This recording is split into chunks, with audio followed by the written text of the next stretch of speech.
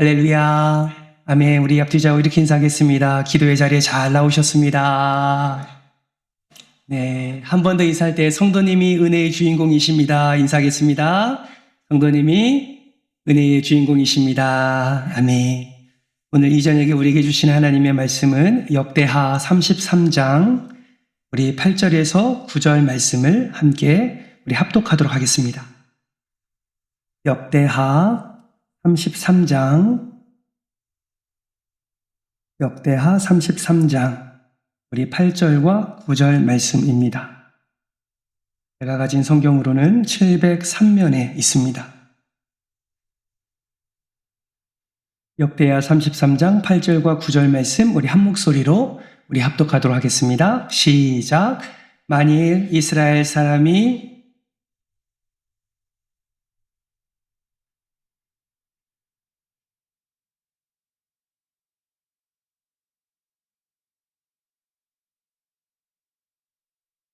옮기지 않게 하리라 하셨으나 유다와 예루살렘 주민이 므낫세의 꾀임을 받고 악한 행한 것이 여호와께서 이스라엘 자손 앞에서 멸하신 모든 나라보다 더욱 심하였더라.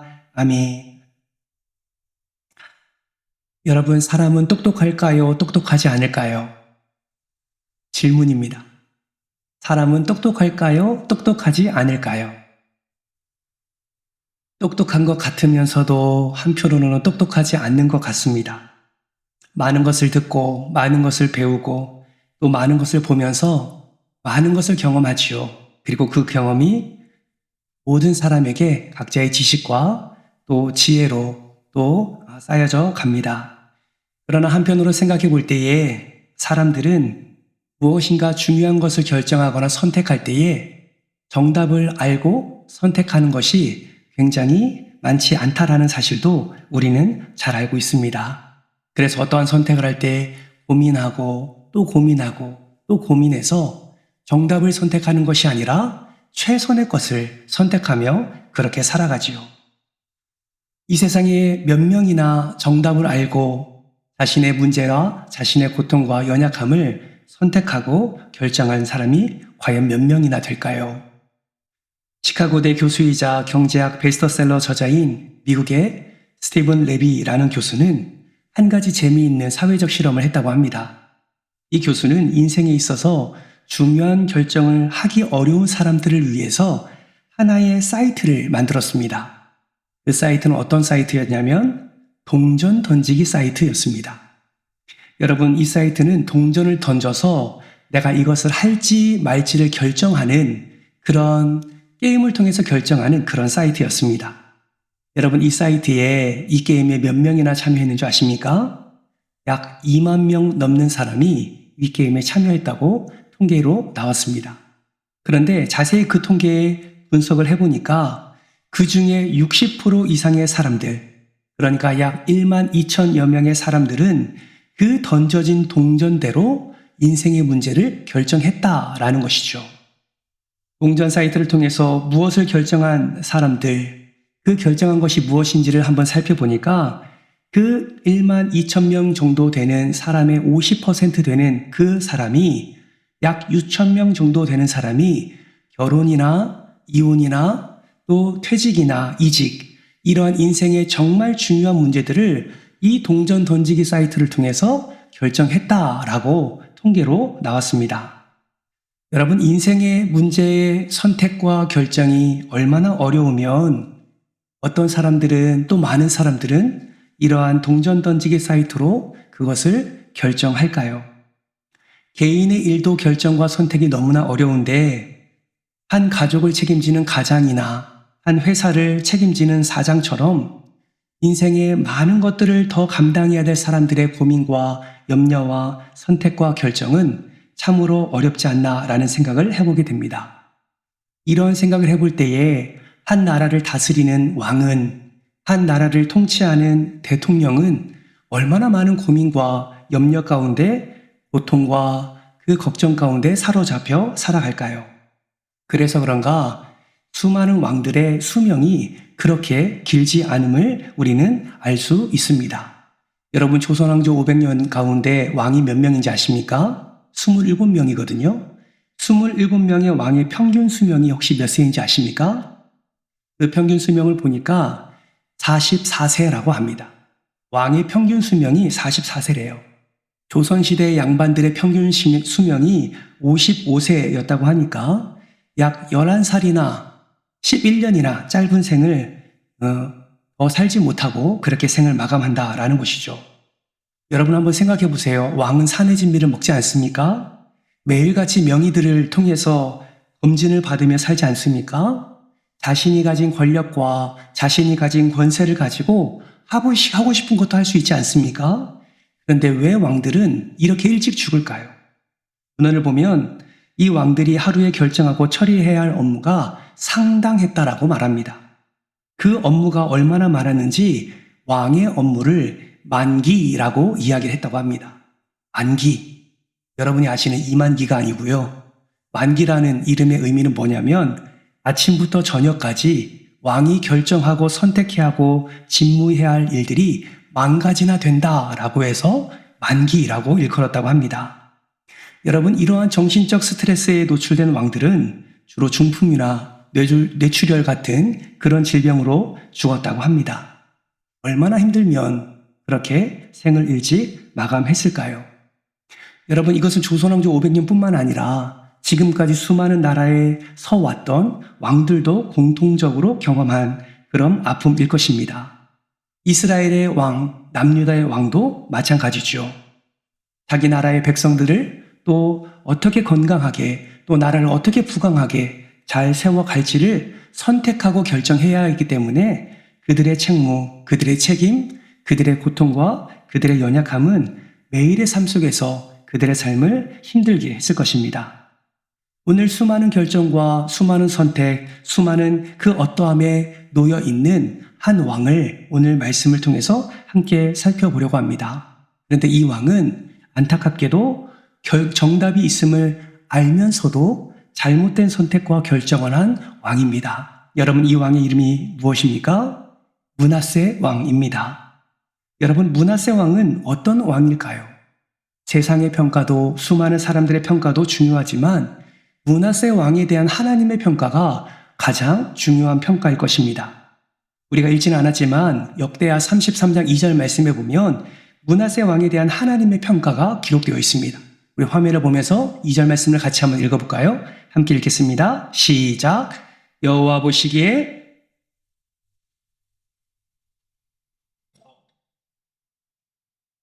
가증한 일을 본받아.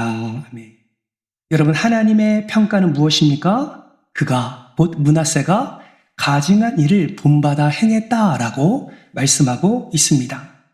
북이스라엘도 남유다 왕들도 수많은 우상 가운데 놓여 있게 되었고 우상을 숭배하게 되었는데 이 가증한 일을 많이 했는데 므낫세 왕도 거기에 포함되어서 그 가증한 일을 본받는 자가 되었고 가증한 일을 행하는 자가 되었다라는 것이죠. 여러분 참 안타까운 일입니다. 왜 안타깝습니까? 므낫세가 그렇게 안타까운 선택과 결정을 한 그 원인이 자신의 삶 속에서 일어나는 수많은 잘못된 결정체였기 때문에 그렇습니다. 뿐만 아니라 더 안타까운 것은 므낫세의 아버지가 히스기야 왕이었다라는 사실이지요. 여러분 히스기야 왕은 어떤 왕이었습니까? 남유다를 통치하면서 인생에 있어서 가장 가치를 붙잡은 자가 바로 히스기야 왕이었습니다. 여러분 히스기야 왕 가운데 가장 중요한 가치가 무엇입니까? 하나님이죠. 그는 여호와 하나님의 능력을 믿었고 진정한 왕이 하나님이심을 인정했습니다. 그래서 날마다 하나님의 통치 아래 순종했고 날마다 하나님의 기뻐하시는 정직과 거룩을 그는 나타내었습니다. 근데 안타까운 것은 무엇입니까? 그러한 아버지 밑에서 태어난 므낫세 왕은 최고의 가치를 선택하지 않았다라는 것이죠. 분명히 아버지가 행한 것을 보고 자랐을 텐데 분명히 아버지가 말하고 행동한 것을 그가 바라보았을 텐데 오히려 그는 하나님을 붙잡는 것이 아니라 세상을 더 붙잡습니다. 우상을 더 붙잡습니다. 더 안타까운 것은 무엇입니까? 므낫세가요. 북이스라엘과 남유다 왕 중에 가장 오랫동안 통치한 왕이었다라는 것이죠.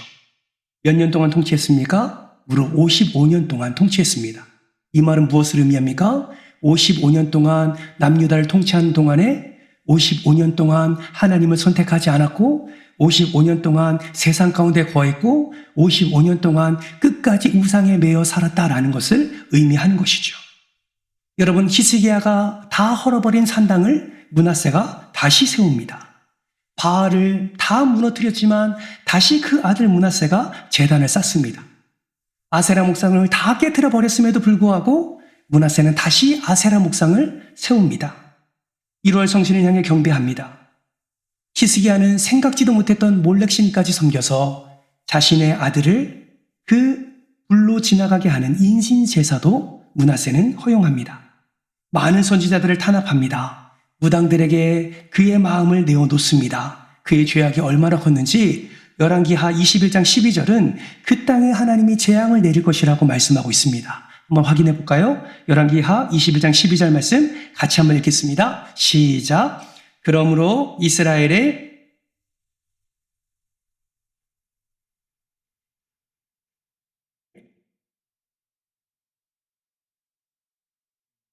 듣는 자마다 두 귀가 울리리라. 무엇을 의미합니까? 한 번도 들어본 적이 없는 아주 가혹한 징벌이 임하게 될 것이라고 하나님께서 선포하고 있는 것입니다. 도대체 므낫세가 55년 동안 어떻게 행했길래 하나님께서는 분노를 품으시고 그 므낫세에게 이러한 재앙을 내리겠다라고 선포하셨을까요? 하나님이 보시기에는 너무나 악한 왕이었지만 역사적 자료를 보면 므낫세 왕은 무능한 왕이 아니었습니다. 므낫세 왕은 어리석은 왕도 아니었습니다.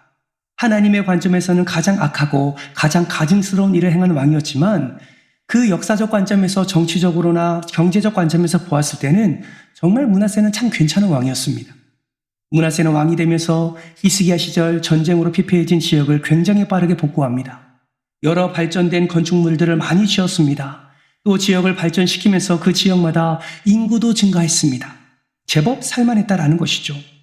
그리고 므낫세는 무엇보다도 주변 강대국들과의 외교를 굉장히 매끄럽게 했습니다. 당시 최고 강대국이었던 아수르 유적이 지금 대형 박물관에 있는데 그곳에 아수르관이 있다고 합니다. 그 아수르관의 한 비문을 보면 므낫세 왕이 아수르의 속국으로서 얼마나 그들에게 충성되이 행했는지가 기록되어 있다고 합니다. 그렇다면 왜 하나님께서는 경제적으로도 정치적으로도 사명을 잘 감당한 이 므낫세를 향하여 최악의 왕으로 평가를 하셨을까요? 그것은 므낫세가 잘못된 가치를 붙잡고 있었기 때문에 그렇습니다. 여러분, 우리도 가치를 부여하지요. 가치를 부여합니다. 최고의 가치를 부여합니다. 그 가치를 붙잡기 위해서 다른 가치를 포기하기도 합니다. 그런데 므낫세가 실수한 것은 무엇입니까? 최고의 가치를 위해서 하찮은 가치를 포기해야 되는데 하찮은 가치를 위해서 최고의 가치를 므낫세는 포기했다라는 것이죠.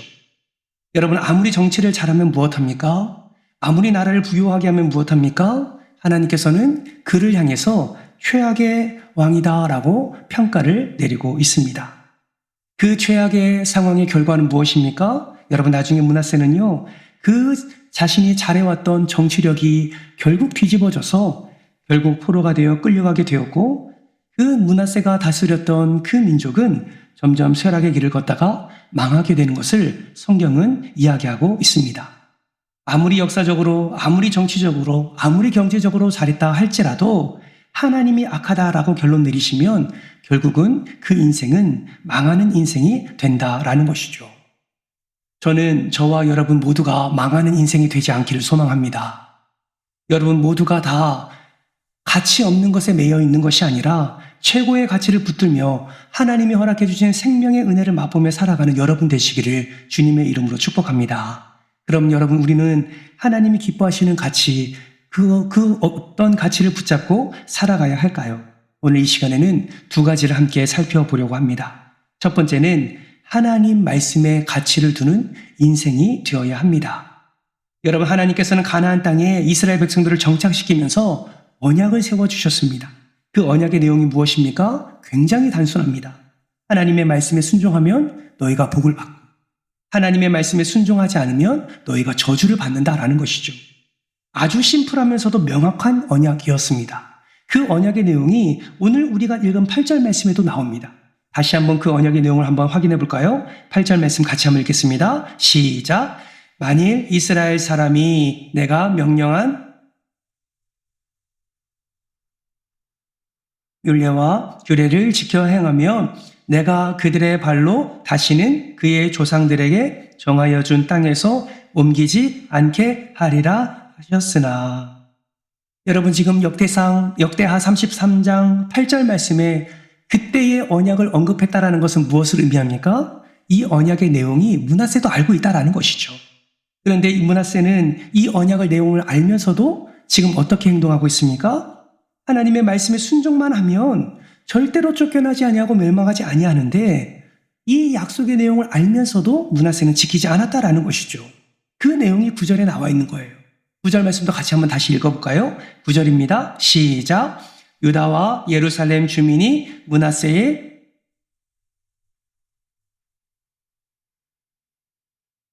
멸하신 모든 나라보다 더욱 심하였더라. 아멘. 하나님이 원하시는 것은 단순합니다. 하나님의 말씀, 그 율법, 그 율례에, 그 명령에 순종하는 거예요. 그런데 므낫세와 그 백성들은 어떻게 했습니까? 적극적으로 하나님의 말씀을 어겼습니다. 하나님께서는 분명히 이스라엘 백성 가나안 땅에 들어가기 전부터 모든 우상들을 다 폐하여 버리고 없앨 것을 명령했는데 여러분 므낫세는 어떻게 했다고요? 앞서 말씀드린 것처럼 아버지가 무너뜨린 것을 아들이 다 세워가는 것입니다. 바알과 아세라산을 신을 적극적으로 수용합니다. 백성들까지 섬기게 합니다. 왜 그렇게 합니까? 하나님의 말씀보다 외교적인 그 관계가 더 중요하다라고 여겼기 때문이죠. 아수르의 소국으로 조공을 바치면서 남유다는 아수르의 신들을 가지고 옵니다. 그들의 제단을 세웁니다. 1월 성신을 쌓습니다. 그들의 우상을 섬깁니다. 그러면서 내가 그들에게 충성됨을 나타내고 있다라는 것을 보여주고 있는 것이죠. 여러분 이 우상이 어디까지 들어온 줄 아십니까? 하나님의 성전 안에까지 들어오게 됩니다. 여러분 이 선택으로 므낫세가 얻은 것이 무엇일까요? 므낫세는 세상적으로 관계적으로 국제무역에서 아수르의 보호를 받았습니다. 실제로 문헌을 보면 아수르가 이 남유다에서 나는 올리브 기름을 다 수입을 해줬기 때문에 경제적으로도 어렵지 않았다고 합니다. 아라비아와의 무역에도 아수르가 허락을 해주어서 아수르의 바다를 지나가서 그 아라비아와의 무역을 이룰 수 있었다고 합니다. 순간의 풍요, 순간의 안정, 순간의 평안은 누릴 수 있었습니다. 그러나 하나님의 언약과 그 말씀을 이 므낫세는 내어버리게 되었다라는 것이죠. 사랑하는 성도 여러분, 하나님께서는 분명히 가나안 땅에 입성하기 전에 여호수아에게 형통의 비결을 말씀해 주셨습니다. 여호수아 1장 7절 말씀인데요. 우리 같이 한번 읽겠습니다. 시작. 오직 강하고 극히 담대하여 나의 종 모세가 내게 명령한 그 율법을 다 지켜 행하고 우로나 좌로나 치우치지 말라. 그리하면 어디로 가든지 형통하리니. 아멘. 이것이 하나님의 마음입니다. 이것이 하나님의 뜻이에요.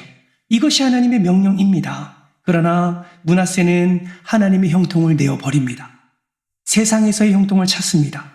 하나님은 땅을 지키기 위해서 말씀을 지키라라고 말씀하시는데 므낫세는 땅을 지키기 위해서 말씀을 내어버립니다. 오히려 세상의 관계를 더 붙잡는 것이죠.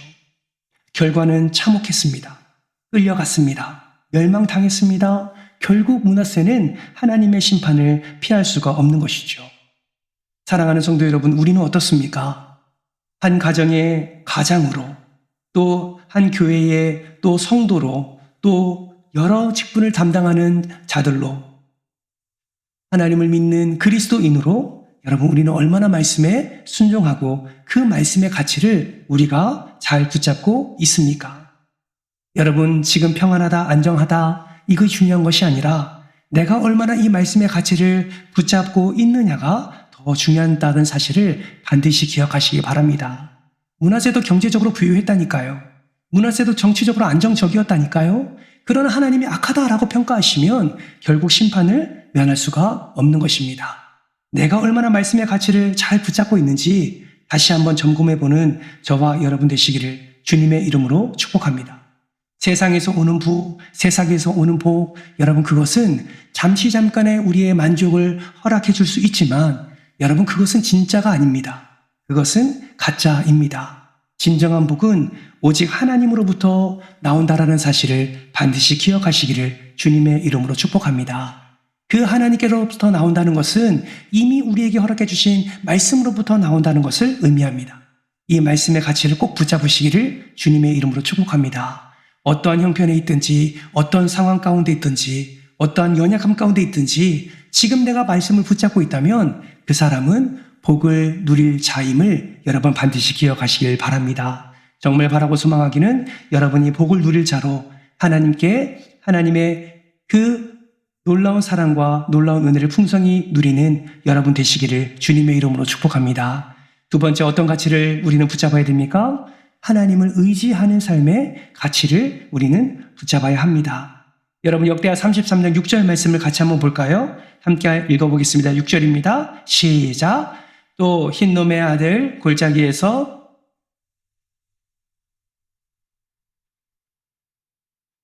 하술과 요술을 행하며 신접한 자와 박수를 신임하여 여호와 보시기에 악을 많이 행하여 여호와를 진노하게 하였으며 앞서 말씀드린 것처럼 므낫세 왕은 수많은 우상을 숭배했습니다. 그런데 더 기가 막힌 것은 무엇입니까? 6절 중반절 말씀을 보세요. 점치며 사술과 요술을 행하며 신접한 자와 박수, 곧 남자 무당을 의미합니다. 이것을 어떻게 했다고요? 신임하여 라고 말하고 있습니다.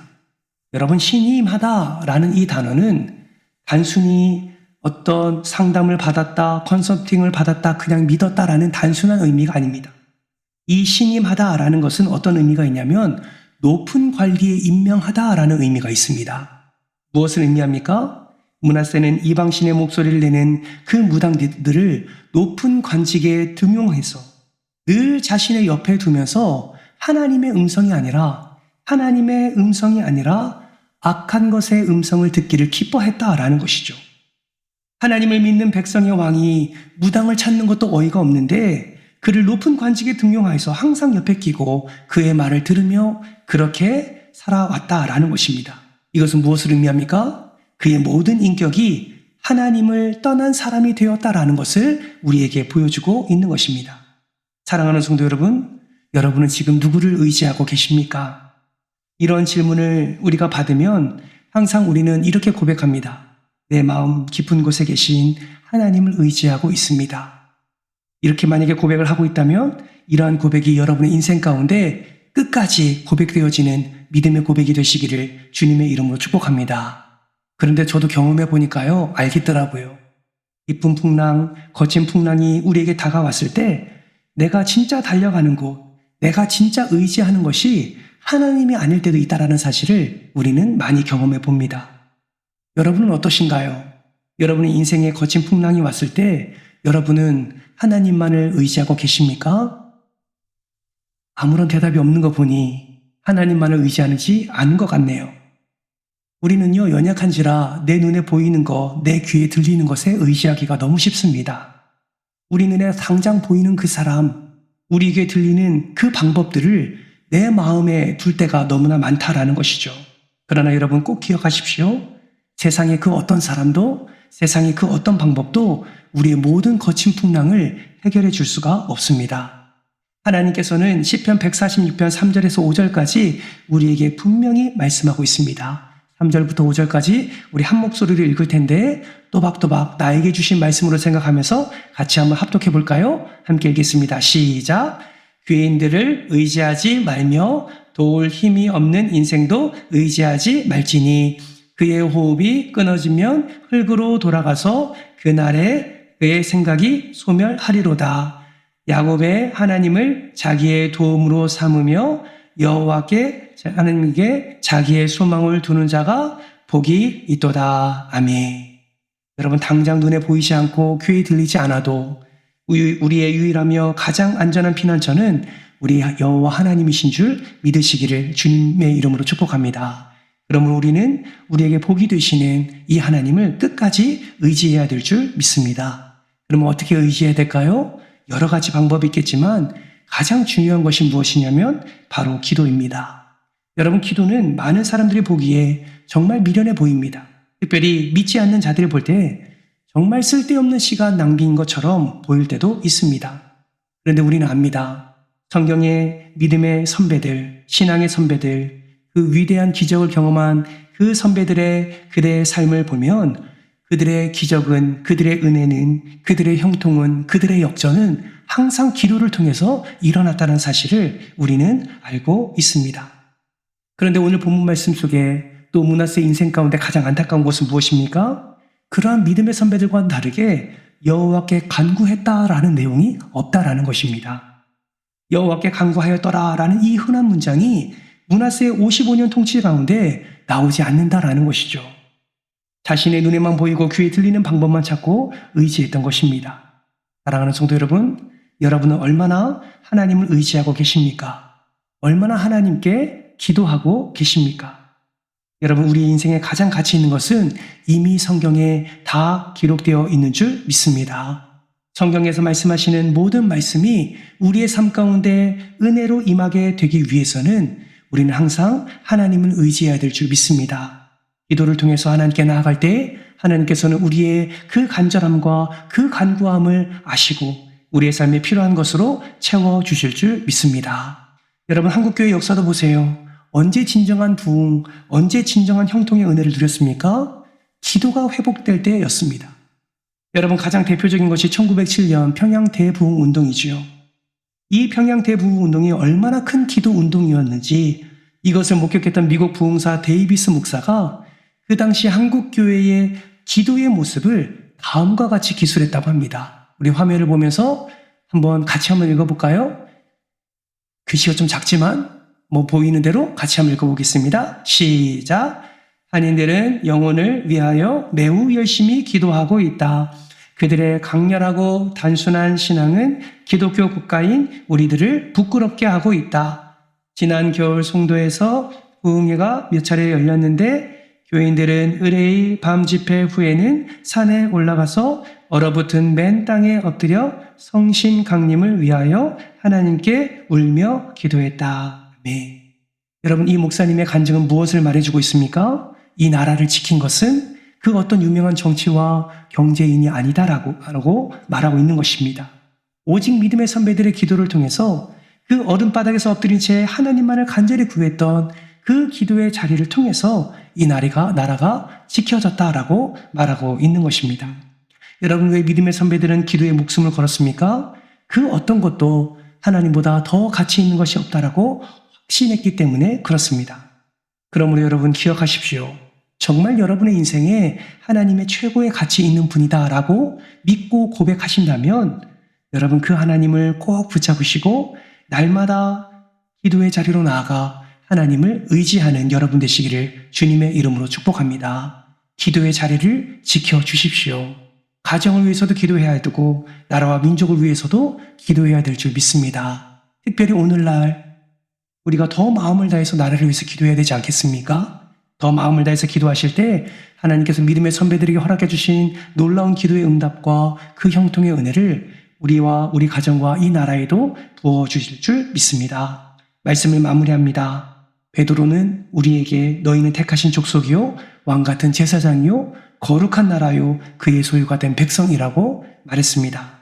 우리는 그러한 정체성을 가진 자들입니다. 우리는 하나님의 백성입니다. 므낫세처럼 다른 것에 가치를 두지 마시고, 므낫세처럼 말씀을 내어버리지 마시고, 므낫세처럼 하나님을 의지하는 것이 아니라 우상과 그 악한 것에 마음을 두지 마시고 오직 하나님만 꼭 붙잡으셔서 진정한 언약을 누리는 언약 백성 되시기를 주님의 이름으로 축복합니다. 오직 하나님만 의지하십시오. 기도함으로 주님만을 바라보십시오. 하나님께서 채우시고 부으셔서 하나님의 놀라운 부요함과 하나님의 놀라운 형통함을 여러분의 삶 가운데 부어주실 줄 믿습니다. 오늘 이 기도의 시간에 그러한 간절함을 하나님께 엎드리지 않으시겠습니까? 하나님, 혹여나 내가 므낫세처럼 그러한 삶을 살고 있다면 주님 용서하여 주옵소서. 다시 하나님의 놀라운 은혜로 말미암아 다시 한번 기도가 회복되고 다시 한번 부흥이 회복되고 다시 한번 형통이 회복되고 다시 한번 은혜가 회복되어 하나님의 놀라운 주의 백성으로 하나님께 영광 올려드리며 살아가는 내가 될 수 있도록 은혜를 더하여 주옵소서. 말씀의 가치를 붙잡게 하여 주옵소서. 하나님을 의지하게 하여 주옵소서. 그래서 더욱더 하나님께 영광 올려드리며 하나님이 기뻐하시는 인생 되게 하여 주옵소서. 이러한 기도 제목으로 간절히 기도할 때에 하나님께서 은혜 위에 은혜, 기적 위에 기적을 우리의 삶 가운데 부어주실 줄 믿습니다.